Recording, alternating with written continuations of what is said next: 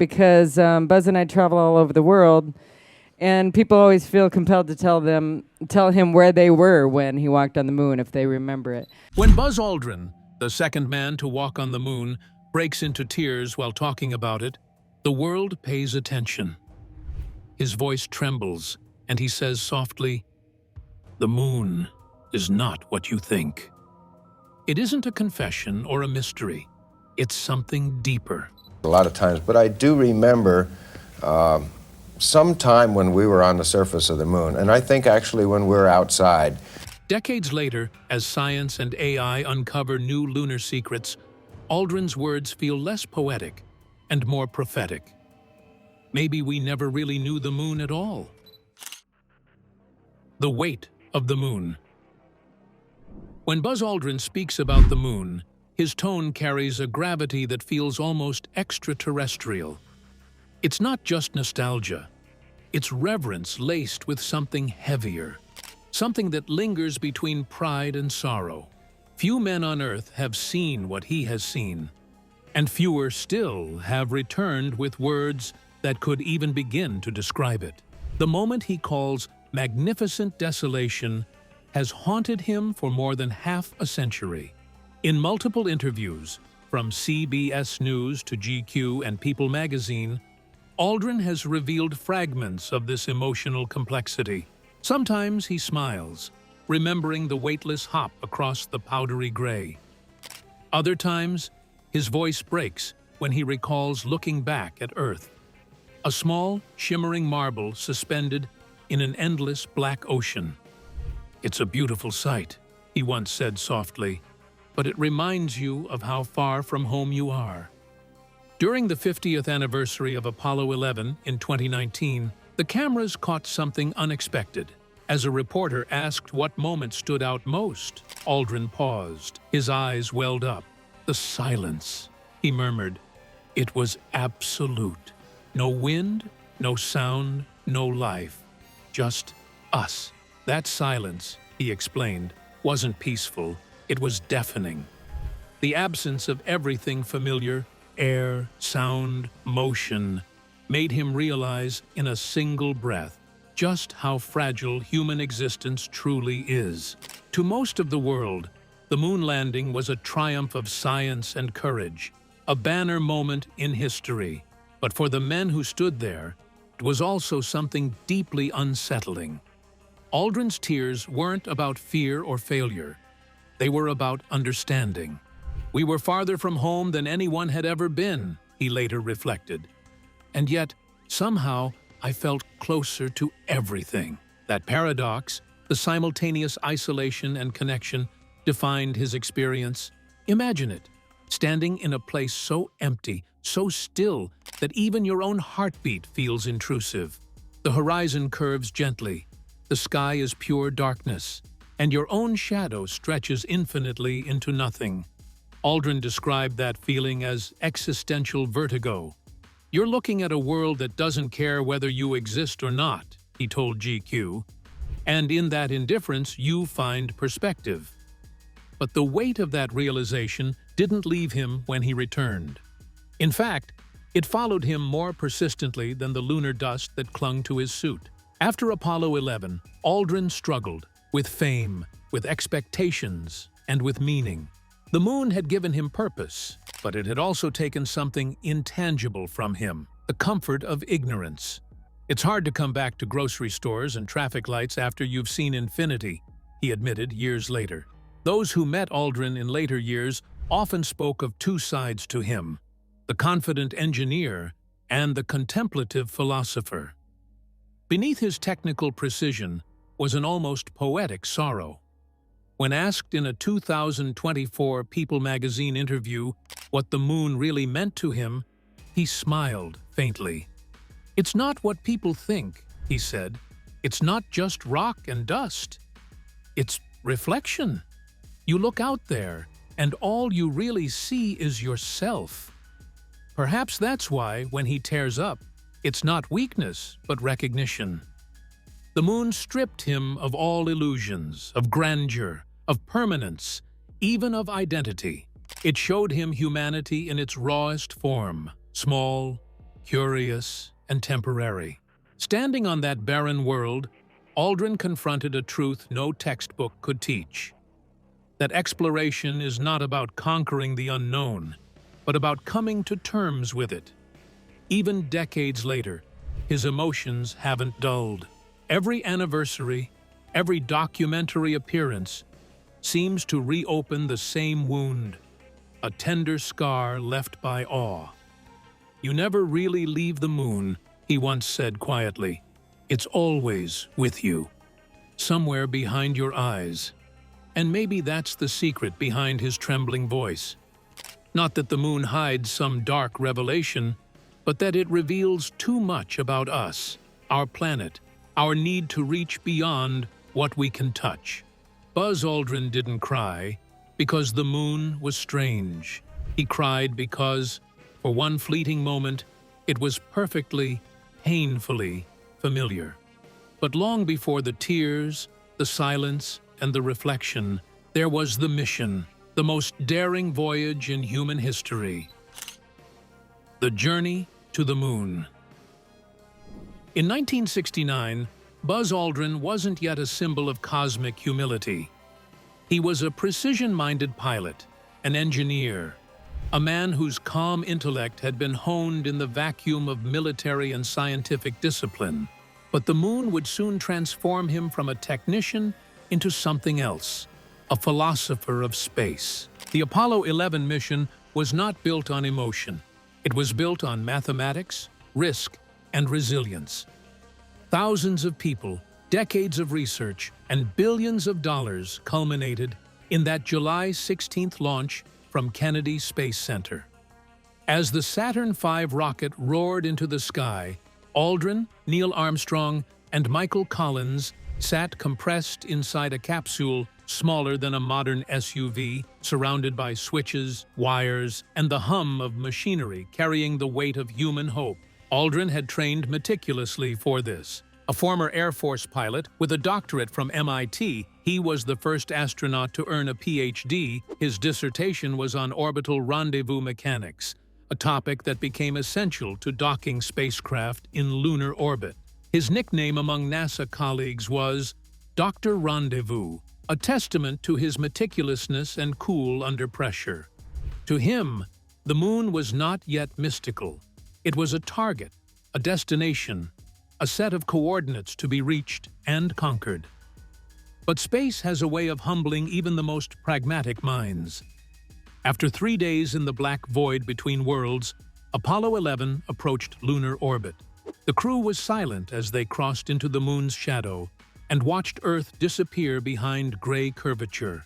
For a few brief minutes, all human communication vanished. They were alone, truly alone, for the first time in human history. Then came the descent. The lunar module, Eagle, separated from the command module and began its 12-minute fall to the surface. Armstrong piloted manually after computer alarms signaled potential failure, while Aldrin read out altitude and fuel data in rapid bursts, his steady voice anchoring the chaos. When Armstrong finally announced, "The Eagle has landed," Aldrin didn't cheer.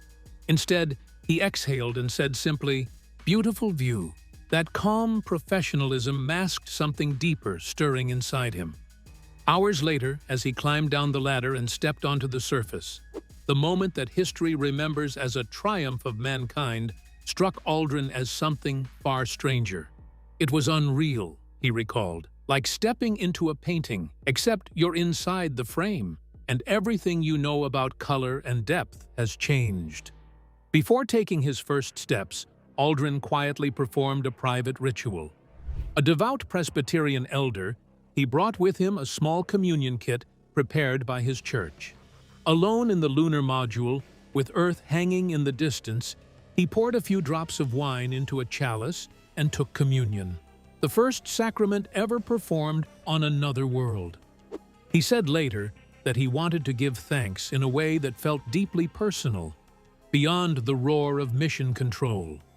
"It was a moment of gratitude," he said, "for being part of something greater than myself." When Aldrin and Armstrong explored the lunar surface, they spent just over 2 hours outside, collecting samples, planting the American flag, and setting up scientific instruments, but every motion was deliberate. The reduced gravity made them move like slow dancers, their shadows long and sharp in the unfiltered sunlight. It was work, Aldrin said, but it was also art. We were painting history with each footprint back on Earth. The world saw heroes. Parades, headlines, and medals followed. But for Aldrin, something else lingered. Not glory, but a kind of silence that no crowd could fill. The mission had succeeded, but it had also changed him in ways no one could measure. We went to the moon as technicians, he reflected years later. We came back as witnesses.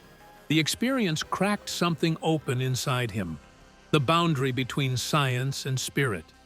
He had traveled farther than anyone, yet what stayed with him wasn't distance or danger, but the feeling of smallness.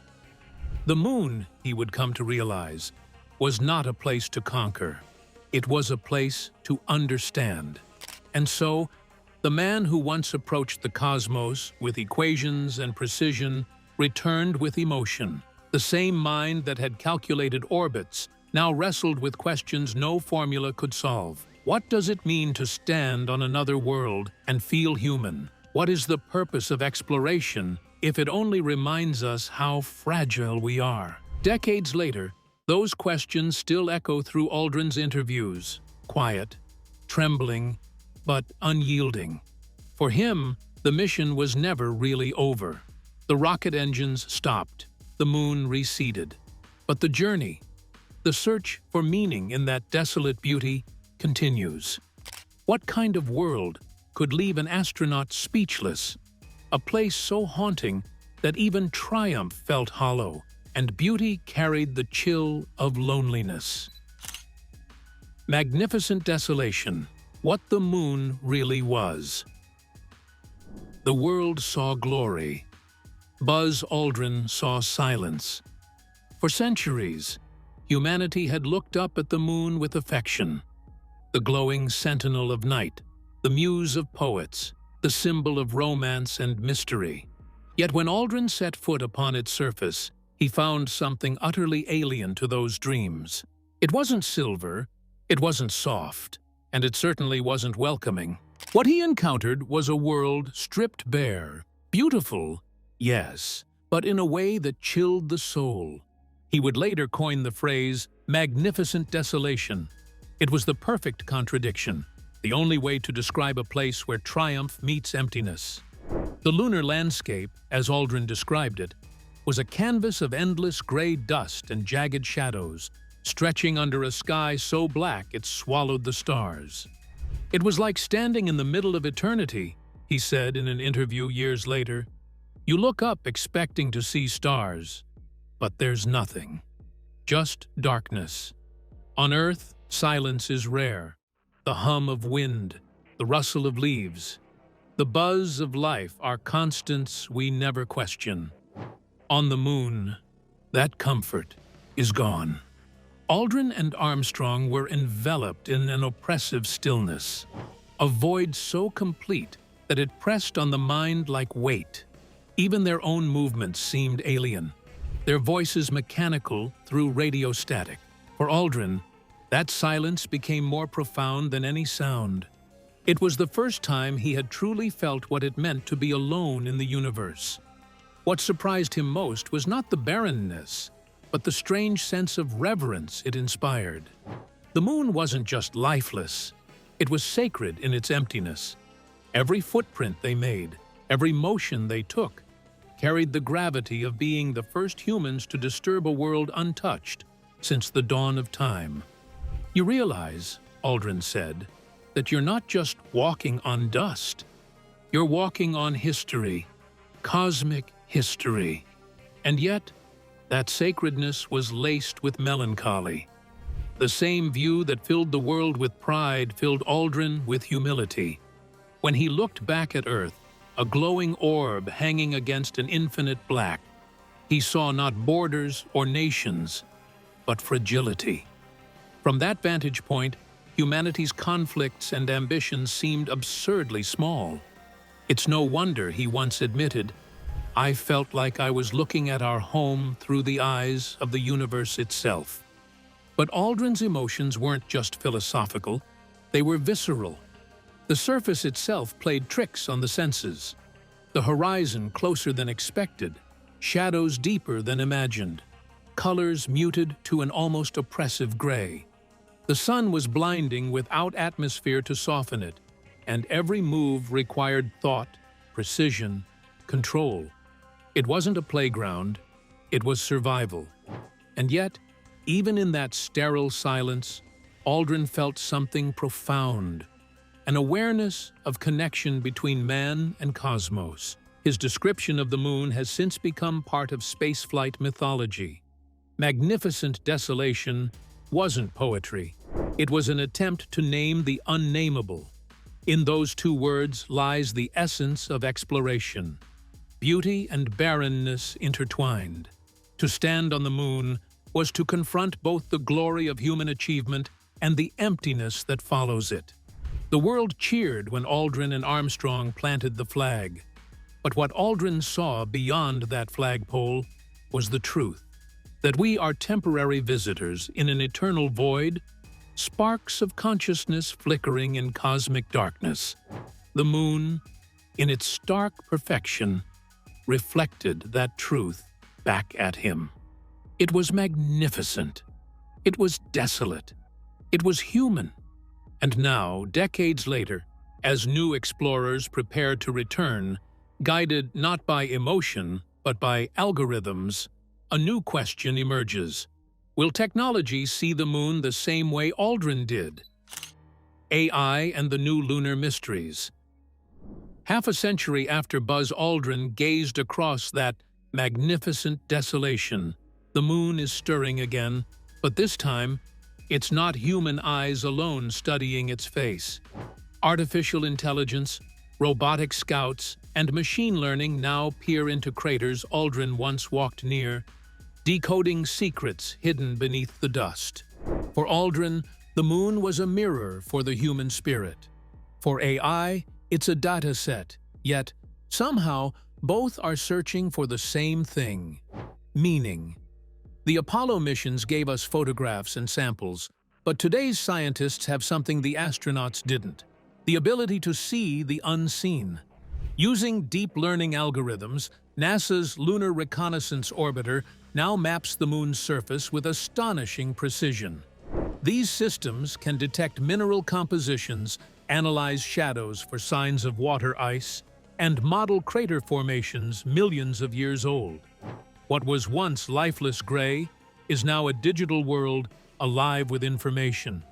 In 2023, NASA's Lunar Vision AI processed terabytes of imagery to identify cold traps, regions in eternal shadow where ice may lie frozen for billions of years. These pockets of ice could sustain future astronauts, provide fuel, and even reveal traces of the early solar system. It doesn't do us any good to explore the solar system if the benefits that are derived from the development of the technology doesn't help us here on Earth, because we are not all moving to the moon. We are not all moving to Mars. It's part of human nature to explore, but the benefits we really want to derive. What Aldrin once called a silent world is, in fact, whispering to us through data. Other missions, like Japan's SLIM lander and India's Chandrayaan-3, have used AI navigation to land autonomously with meter-level precision. Machines now do what only human instinct once could: adapt to lunar terrain, analyze conditions, and make split-second decisions in alien environments. The moon, once reached by muscle, courage, and human judgment, is now being understood by algorithms that can think faster than any astronaut could. And yet, this new intelligence is still tracing Aldrin's footsteps. When AI reconstructs the topography of the Sea of Tranquility, it maps the very region where Aldrin and Armstrong walked. It's a strange full circle, the human heart and machine mind meeting on ancient dust. If there's one thing the moon teaches us, Aldrin once said, It's that exploration never ends. It just changes form. But perhaps the most profound shift lies not in what we see on the moon, but in how we interpret it. Artificial intelligence doesn't feel awe or fear. It doesn't cry before an image of the Earth hanging in darkness. Yet, through its cold logic, AI may uncover the same truths Aldrin felt instinctively, that the moon is not dead, but deeply connected to our story. Consider the recent discovery of mysterious volcanic glass beads scattered across lunar plains. AI-assisted spectrometry revealed they contain traces of water, suggesting the moon's interior might still hold volatile materials, remnants of ancient cosmic processes. What Aldrin once described as lifeless dust may, in fact, carry the echoes of Earth's own formation. The moon, once thought sterile, might hold the keys to our planetary origins. Even more astonishing, neural network models have reinterpreted Apollo-era seismic data, suggesting that the moon's core may be partially molten, a revelation that redefines its history. These are not just scientific curiosities, they are reminders that the moon still has secrets, that Aldrin's tears were not only about the past, but the vast unknown that remains. As artificial intelligence unravels these mysteries, one can't help but imagine how Aldrin would feel. Would he see this technological curiosity as an extension of his own wonder? In interviews, he often spoke about the need to blend human imagination with machine precision. "The machines can get us there," he said, "but they can't feel what it means to arrive." That distinction between knowledge and understanding defines this new lunar era. AI can measure, predict, and simulate the moon in exquisite detail, but it cannot stand in awe beneath its black sky. It cannot tremble at the sight of Earth's fragile glow. For all its intelligence, it lacks the one thing that made Aldrin weep: consciousness. And yet, perhaps that's the beauty of this moment. Humanity and AI are now partners in rediscovery.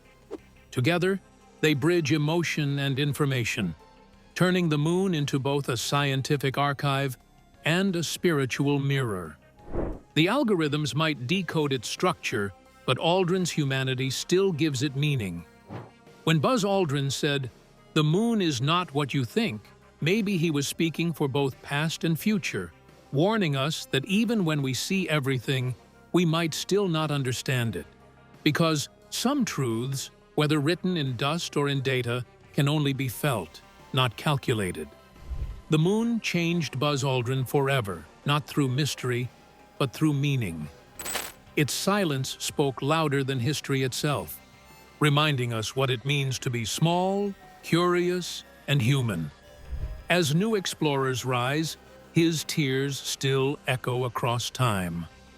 Thanks for watching, and for more stories that uncover wonder behind the facts, click subscribe.